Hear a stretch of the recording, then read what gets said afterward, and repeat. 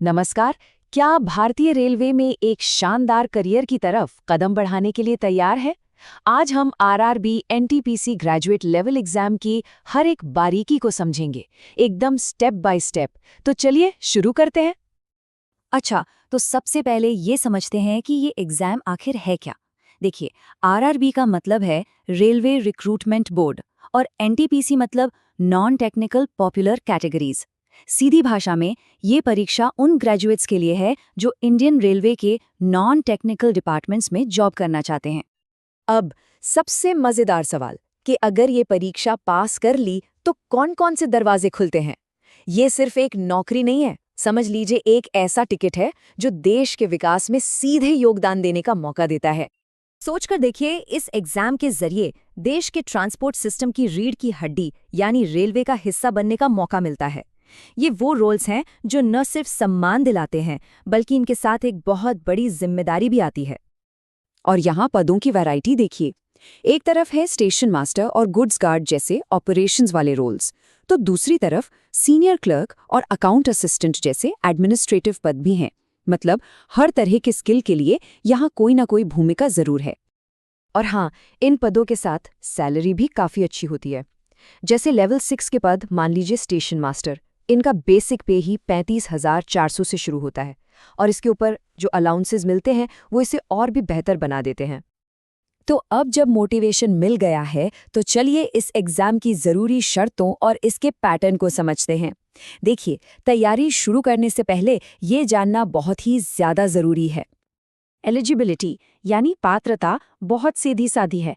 किसी भी मान्यता प्राप्त यूनिवर्सिटी से ग्रेजुएशन की डिग्री होनी चाहिए, उम्र 18 से 33 साल के बीच हो और आप भारतीय नागरिक हों।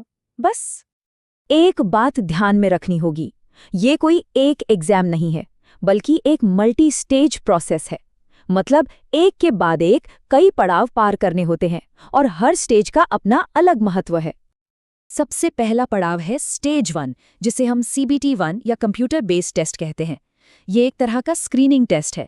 इसको पास करना अगले लेवल पर जाने के लिए कंपल्सरी है।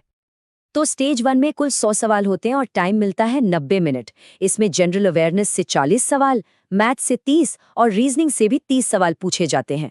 हर सवाल 1 नंबर का।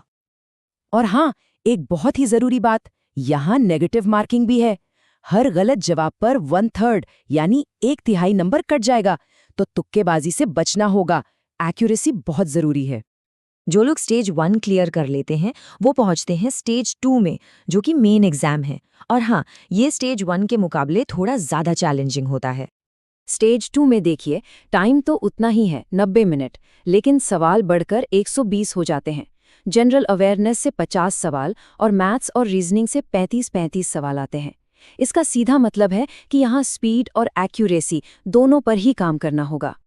अच्छा, अब जब एग्जाम का पैटर्न समझ आ गया है तो ये जानना भी जरूरी है कि आखिर पढ़ना क्या है और कैसे पढ़ना है, क्योंकि एक अच्छी स्ट्रैटेजी ही तो सफलता की चाबी है।